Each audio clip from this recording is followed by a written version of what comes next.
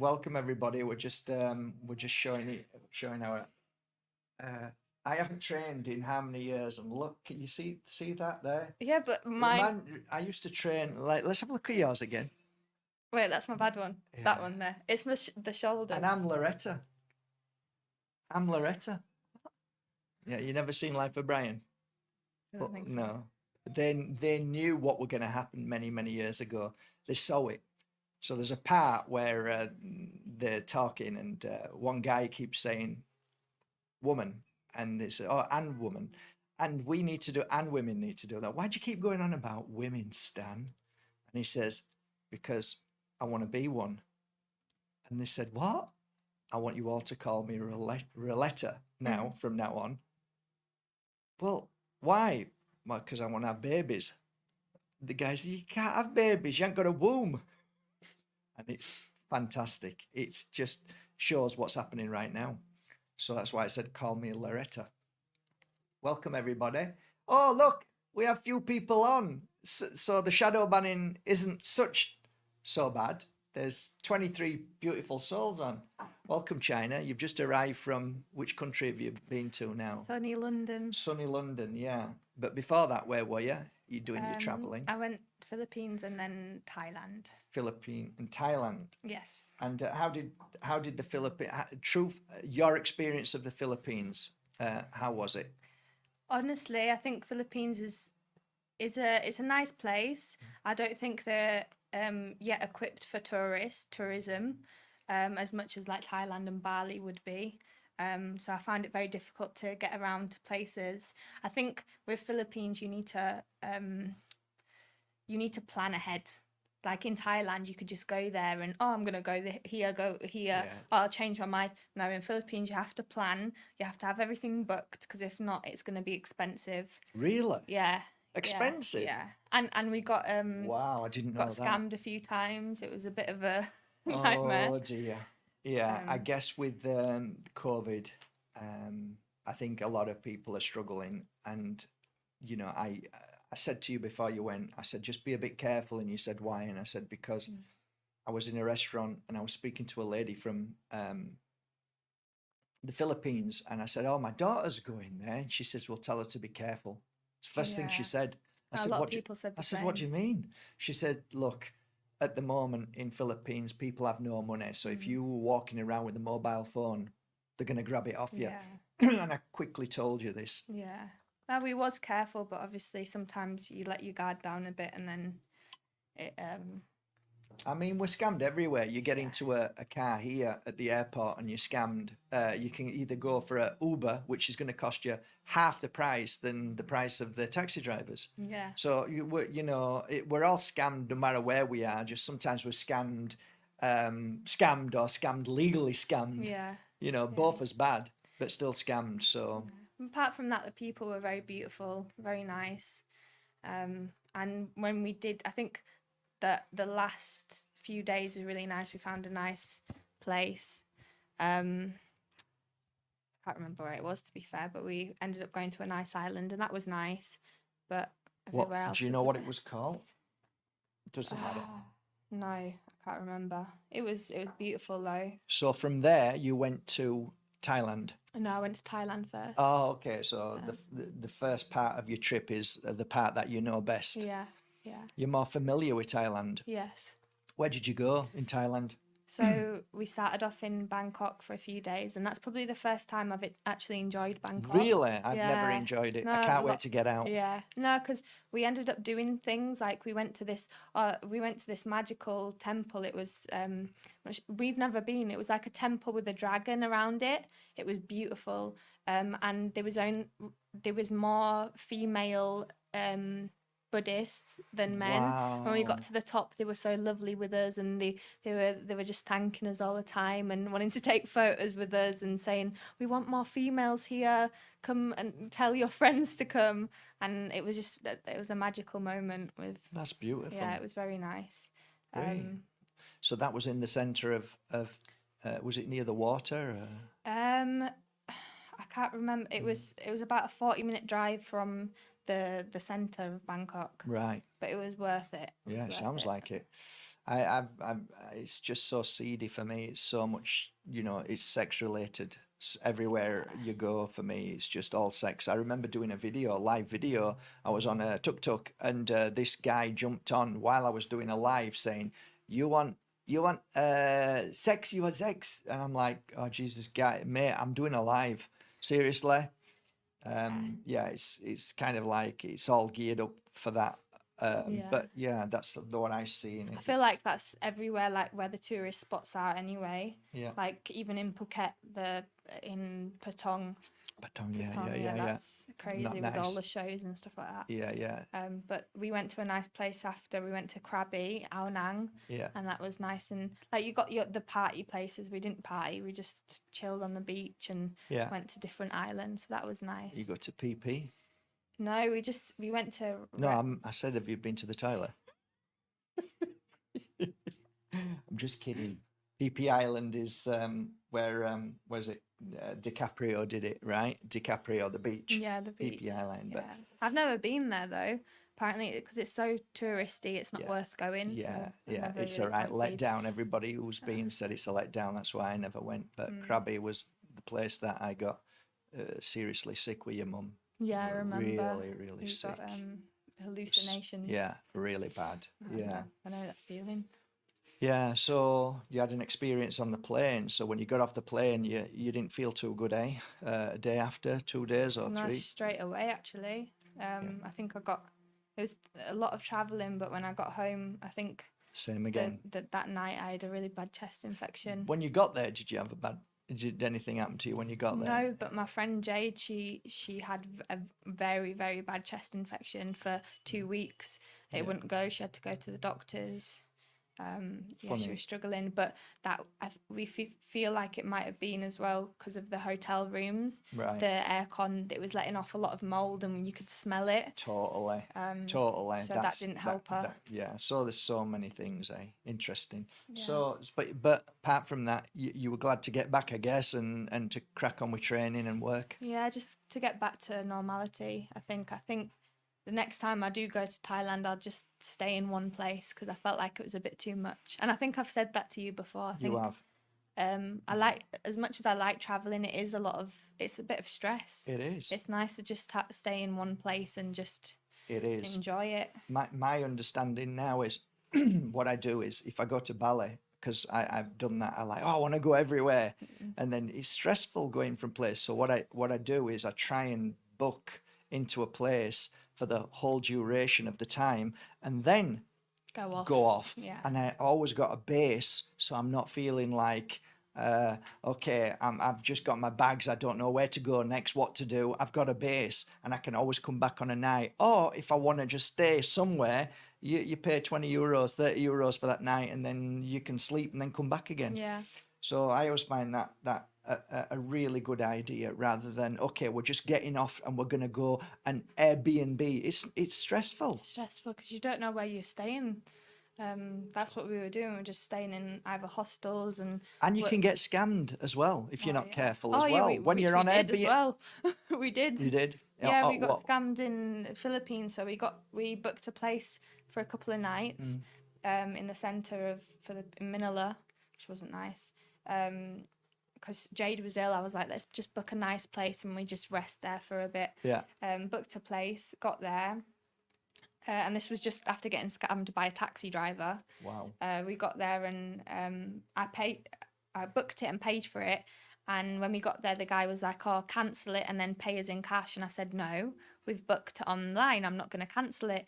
And he was like, no, but they charge us more if you book it on there. And I was like, yeah, but I'm not guaranteed that you're going to then get the money from booking.com. I know. They did not let us get in. I get it. So they scammed you and they said, no, we don't take bookings. So they take their business. Yeah. Once you're there, then they say, oh, no, we don't deal with them anymore. Yeah. You have to pay us. Scam. So you're not even guaranteed by booking on bookings.com or hotels.com that when you get there, the booking, because it's up to them whether they say, no, we don't. Yeah.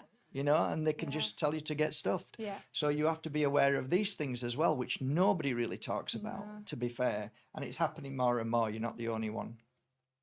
So, life lessons, eh? Yeah. It's challenging when you're in the midst of that kind of suffering. If you're ill or if you're lost or if something goes wrong when you're on holiday, it's like it's not such a holiday anymore. And reality No. check, Yeah. Because you expect a holiday to just be, I don't know, relaxing. 2-3 weeks of relaxing, not Mm. having to actually.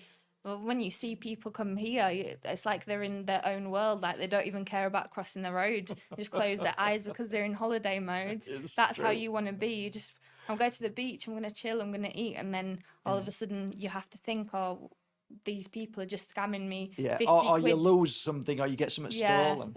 losing passports, doing all of that. Yeah, that's a night. That obviously it then turns the holiday into a nightmare. Yeah. So you've got to be aware of all of these things because when people go on holiday, they think everything's going to be lovely, and it's such a shell shock when I've got a friend who came over and he went for something to eat and then looked for his wallet and it was gone.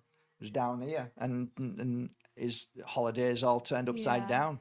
I didn't know this, never told me, but I ended up finding out he had his phone and he had to sell his phone Oh, to somebody because he had no money. Everything was gone, so he yeah. needed to sell something to get some money to be able to do what he needed to do. That Yeah. it was like, why didn't you tell me? It's like crazy, but yeah. So it's interesting because it's like everybody seems to think holidays are this wonderful experience, and backpacking is a brilliant experience. But you've also got to take into account that things can and do go wrong, and where you go, you have to be very sharp. And even when you're sharp and your wits are about you, like you were, then things get lost, you book and do everything right, and Yeah. then you can get scammed. So there's so many things you have to bear in mind. Yeah.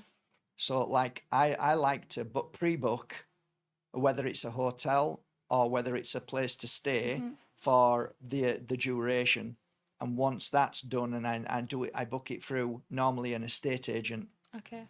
So I'll call estate agents like Ubud estate agents, and I'll say, is there anything available for this month? And I might only be there 2-3 weeks, but I'll Yeah. book the month just in case I wanted to stay a bit longer. Yeah. So yeah, it's like I think you've got to prepare very well when you're backpacking. You've got to prepare for everything, eh? Yeah, definitely. I think people, especially because a lot of young people go backpacking, they think it's easy. It's where you, what they say, find yourself. Yeah. But to be fair, it's a lot of life experiences when you get there and meeting a lot of people. I guess you do figure out things, but it is you need to be very cautious. Yeah, and there's another darker side to Thailand, and I mean, I guess there's dark sides to every part of the world, but Thailand, there's kind of like a darker side that I spoke about over the years, and because of my clients over the years that have come to me, young girls and guys, and they had a horrific experience with relationships, or just a one night stand or things like that. You have to be aware that cultural differences are extremely important to understand. So I don't know, do you know anything about these things, or have you heard anything about how to be, what would your suggestion be if you're going to Thailand, if you're a girl or a boy? I mean, we've been going back to Thailand for a long time, right? Especially me, since I was 16, 17. With your And mum? yeah, with my mum. I went with you two times, I one can't time. remember. I can't remember. And then I've been going back ever since, to be fair. And I feel like at the start, I feel like a lot of foreign women get a lot of attention. I did feel like that when I was young, when I was like 16, 17, How even did it now, to feel? be Did it fair. feel good? It's nice to get attention, but then it feels creepy, and then it gets to a point where there's like 40-year-old men looking at a 16-year-old girl, and Yeah, like that's bad. I'm training I'm there to train Muay Thai, and I'm getting hit on by a 40-year-old man, and it didn't feel right, like I'm just there to train. You Well, shouldn't a be. 40-year-old man hitting on a 16-year-old, no matter how you look at it, nothing's right No, about that. no, definitely not. So, how did you cope with that? You brush it Kind off, of just, yeah, turn like away, and just take, smile and just turn away, walk away. yeah, yeah. But then I just, I feel like as the years went on, it, you get used to it.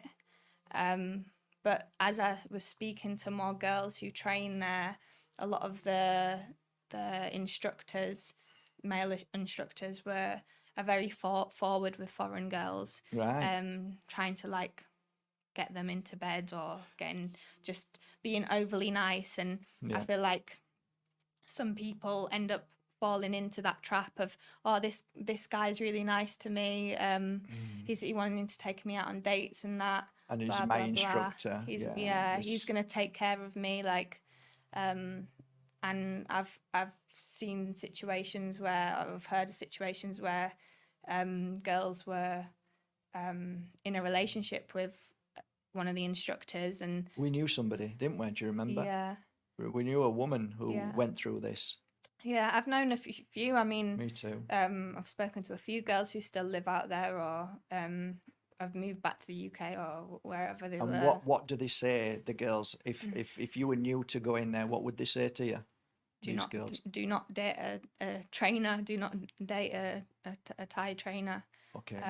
But that's, I didn't really know of this, but apparently a few people know in the Muay Thai industry, especially the fighting industry, that this is the case. They're very, not, I mean, not all of them have been, No, but we're not tarnishing it. We're no, just saying, just to be aware. I mean, this is a great conversation for anybody who's thinking about going to Thailand and they've got children who do Thai boxing and they're into yeah, it now because it's becoming extremely popular yeah, and they're going over there. It's a little heads up. yeah, It's nothing negative and we're not talking about everybody. We're not tarnishing no, anybody. We're just saying that there is a pattern. I know this personally because I had clients who came to me, mums and dads with their daughters, without their daughters, telling me what was happening in Thailand right now and what was going on. And the worst part for me was always hearing the same thing. The police weren't interested. no, It's no, they almost don't. like the police know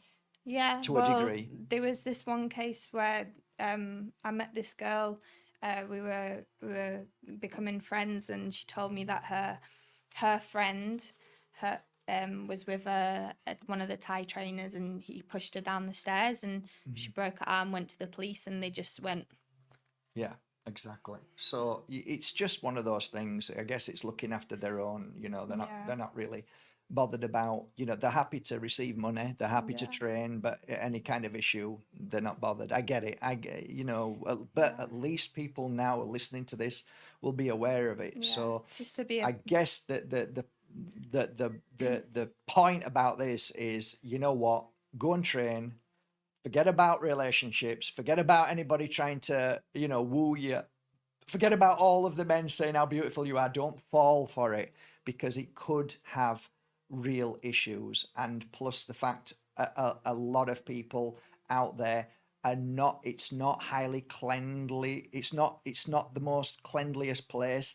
And I think there's a lot of sexual activities going on. So there's a lot of disease within the men, to my knowledge, because of after bad things happening, they end up with bad disease that don't go. So these are the things that if you're thinking about going with, a local and you're falling for a local and oh, he's wonderful, just be aware that it's not always what you think, and it's nice to have this conversation to help. Maybe we might help one person yeah. through a traumatic situation. So yeah, so after coming back, you're now training again. You've got you're working where you working now? Because I saw you doing a live microphone interview and stuff like that. So what are you doing now? I'm still working at London Fight Factory. Still, I'm also teaching at a gym for Muslim women. So it's That's just women, nice. which is nice. I've got a nice group there. That's beautiful. Doing my own Saturday classes as well. And So the nice. interviews is just, it's just this page on Instagram actually they were the first people to support me moving to London. They were really nice. And he just offered me a position interviewing people, and I just get to pick and choose when I go to shows and events when I have the time to interview people, really. That's great. But yeah, they've been very supportive, and I like what they're doing for the Muay Thai community. They're trying to grow it, because in the UK, the Muay Thai scene isn't as big as anywhere else. Like, there's not a lot of money in it. That's why I don't fight anymore, because there's just no money at all. MMA seems to be massive in America now, eh? MMA, yeah, they've got good shows, boxing, all of these stuff. They're gonna make the money. Yeah. There's like organizations in Singapore and stuff for Muay Thai, and it's bigging up Muay Thai now. Now when I speak to people, I'm like, oh, I'm a Muay Thai coach, and they're like, oh. But before, like when I was 18, I said, oh, I'm a Muay Thai coach. They were like, what's that? Is it a cocktail? Is it a cocktail? But now I feel like people know about it. So it's getting there. Brilliant. And I think that's people like Leapfrog, who I'm working for, are putting the name out, which is nice. You mentioned places that are now starting to recognise it in the world. Have you thought about maybe nipping over to places like that and doing some training where it's becoming bigger and bigger? Yeah, I mean, my focus at the moment isn't really training in other countries. Well, it was. Last time we spoke, you were like, I want to travel. Now it's changed a little bit, and you're like, I always change. It always changes. My mind changes overnight. That's good, though. That's great. I do. If an opportunity arises, I'll definitely go to a. Well, you are. Country. You're coming back and you're training people here, no? Yeah, like, doing my retreats and doing like mini holidays. Yeah, tell us about mini holidays. What's that? I haven't come up with a name for it yet. It's a great idea. I like the mini holiday. Mini holiday. Great. Yeah. So one of my clients, she wants to get away for just a weekend. Right. With her son, just to have a bit of a bonding with her son. That's nice. And he wants to get into Muay Thai, and she's been doing Muay Thai for a bit with me now. She started with me, and she said, oh, I usually go to Marbella. How much would it be for you to come over and train us for like 2 hours a day? Yeah, personal trainer for personal a couple training, of hours. Yeah, couple of hours. That's amazing. Pay for my flights. And a little bit of a wage. Yeah. Nice. Perfect. That's great. I think you should add that to your website. Yeah. And start to do that, because because it's only a couple of 3 hours to get here. Yeah. It's not like you're traveling for 16, 20, 30 hours. I mean, how many hours did it? How many hours was it? You applied 33 hours on the way. I had to go through China, and the airport was, so it was, when we got to China, it was 5 degrees. It's like 4 degrees or something outside. You are the joking. airport didn't have heating. Oh my God. And I had like a 6-hour wait in the airport, and I was shivering. And the 6 hours wait was the confusion. Every time they said, what's your name? You said, China. Yeah, we know you're in China, but China, what's your name? Yeah, it's China. Brilliant. So, okay, so you're here now for a couple of 3 days to visit your mum, and because it was Mother's Day, right? Yeah. So you visit your mum. Yeah. And you're now here, and you're having a couple of 3 days relax. Yeah. And then you're back to work again. Yeah. And you're planning on doing anything else when you get back? Is there any other things that you're doing? I've got an event coming up at the end of the month on the 23rd, just women's only sparring. Yeah. With another girl who also runs her women's only session, so we're coming together. Oh wow, nice. She's What a does she lovely do? girl. She works near where I live at the university, doing their like events manager, and oh yeah. So, but she on the side she is very similar to me, wants to run her own. Well, she does run her own Muay Thai sessions. Oh, she does Muay Thai too? Yeah. Where's she trained then? She trains at the gym near my house, but she started with Taekwondo, and then she started coming to my classes. And now she likes it. And well done. So you're inspiring people. Yeah, she's That's a lovely great. girl. But we'll definitely be doing more things together. That's good. Yeah. It's nice to, combine. Sometimes it's really nice, especially if you find somebody that you connect with. Yeah. I think it's great. When you both have the same idea of helping people. Totally. It definitely has that in her. So Have you ever trained anybody that you've thought, you know what, you could be a world champion, and then realize that they just don't want to do it? And like I used to be a healer, and yeah, I used to help people become healers, and then go, there's something really special about you. Everybody's special, but you, there's something. And like, oh no, I can't do that. I'm too busy doing other things. I think that the thing is with my women's only classes, it's not a lot of people want to fight. It's more just they enjoy the training. I mean, most all of them are really good. The technique is improving, and I'm really happy with their progress. And if they wanted to fight, I'd push them and help them. Yeah. But I think most of them have kids, they have careers that they want to focus on, and I think And they don't want to hurt themselves. they don't want to hurt themselves. No, they just enjoy it, and I like that. It brings them joy coming to my classes, and that's what I want from it. Totally. Do you do exercise before? Do you like stretches or anything like that? Yeah, we warm up. Do you remember when you were 16 and you went to Thailand, and we were in the big, huge gym, and there was like, I don't know, 30 or 40 people there, and they'd call you up to the front to get everybody to stretch? Yeah. That was amazing. I was like watching my daughter. She was only young, and like she's teaching all these big, huge guys from Russia and all over the world, and she's stretching and what you remember what she was telling him what stretch next and move this and do that, and I'm like, wow, that's my daughter teaching these guys how to stretch before the class. Yeah. That was super cool. I think that was a moment where I wanted to be an instructor, because we went to Thailand for me to learn Muay Thai, and for obviously to travel around. But I think at that age I still didn't know what I wanted to be. I think I was into photography. Yes. Yeah, I remember. I wanted that. to be a photographer, and deep down I was like, do I want to be a photographer? Like, I enjoy taking photos. Yeah. But is You were this what I good. want to? Yeah.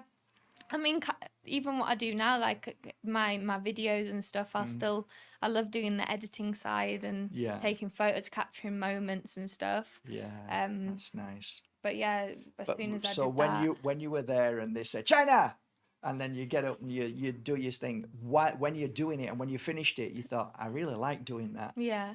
And that was just a changing point from doing it to, I want to teach this. Yeah. I can teach it. Look, I'm doing it, and the following instruction. Yeah. Incredible, eh? Just that one guy who asked you to get up there and do it. And once you did it, then they were telling you to do it all the time. Remember? Yeah. It was great.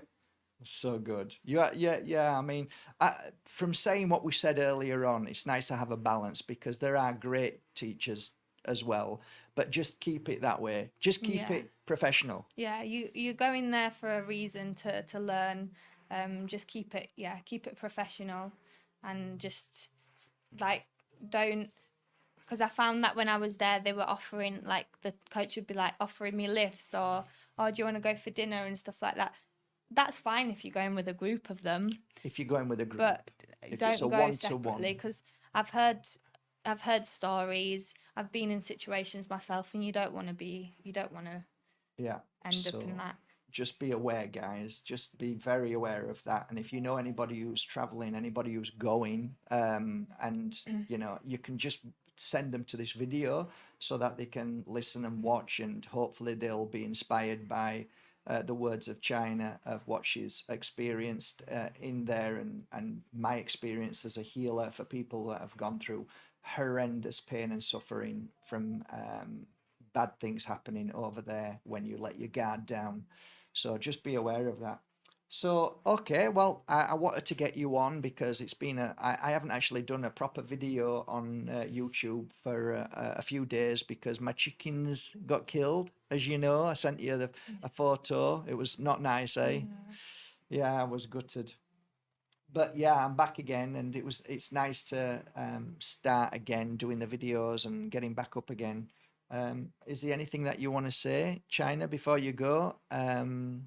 I mean, I am finding that I'm getting a few more younger. I got a few messages last week of 19, 18, 17-year-old lads and girls watching the videos. So I guess, life lessons, we were talking about it this morning. One thing that we don't get from schooling, which we should, is life lessons. They kick you out of the school, having brainwashed you to you know, get a job and get a mortgage. But if there's no real life lessons when you get out, and to understand life, understand how to look after finances and things like that. How are you finding it? How are you especially living in London? How do you Yeah. find it? I mean, you are successful, but even being successful in London is bloody expensive to live It there. is. So how are you at the moment? You know, how's everything? How do you feel at the moment?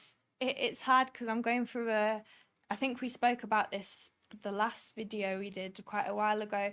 I feel like a lot of people as well, but when they're in the mid-20s, they feel like they're not doing enough, or they see themselves being in a place, and if you're not in that place, you're like, oh, I'm not doing enough. Stuck. You know, I'm not that I'm stuck, but like I was never taught at school how to manage a business, or to do taxes, or how to save money, or what you need to pay for. So like the system, when you go out there and try and be an adult, and I'm like, I don't know any of these things. I'm speaking to my housemate who has a head screwed on, who's been taught all of these things, and I'm like, I don't even know half of the things that you're saying. Like it's hard, hard. eh? It's hard, yeah. It is. I mean, as kids ourselves, you know, myself as a kid, I didn't really bother much at school because I didn't like the teachers and the way they treated me and others. So I was rebellious and I didn't really learn much. But one thing I did know is I understood.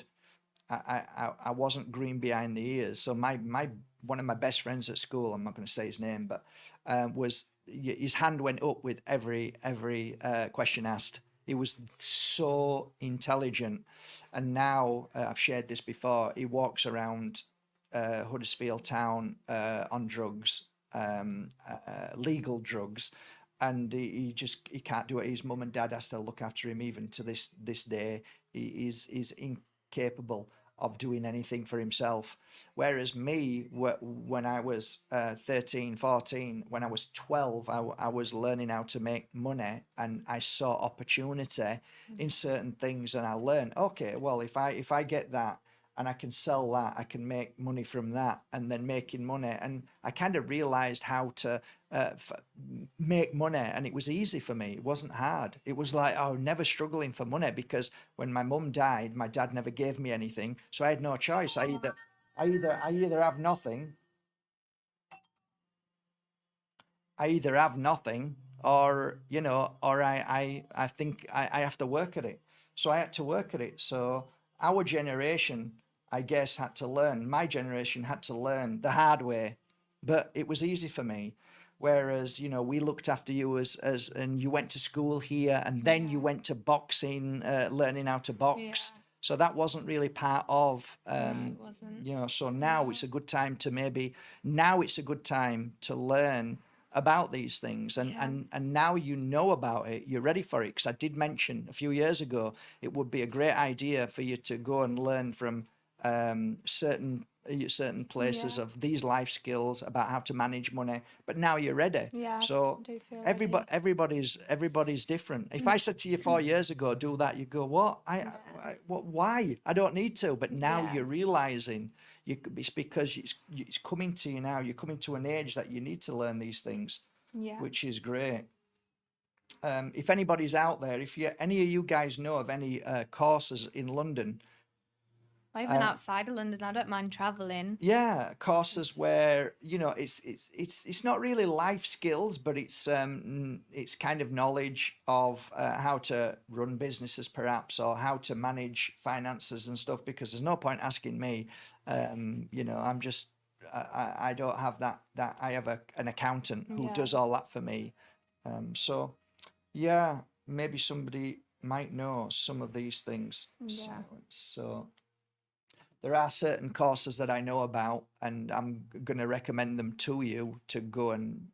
But that's more about integrity and learning to, you know, when you go into a toilet, when you leave the toilet, you leave it cleaner than what you Yeah. did when you went. Those are the courses that I know, Yeah. you know. So, but they're fantastic as well. But anyway, you know these things, but yeah.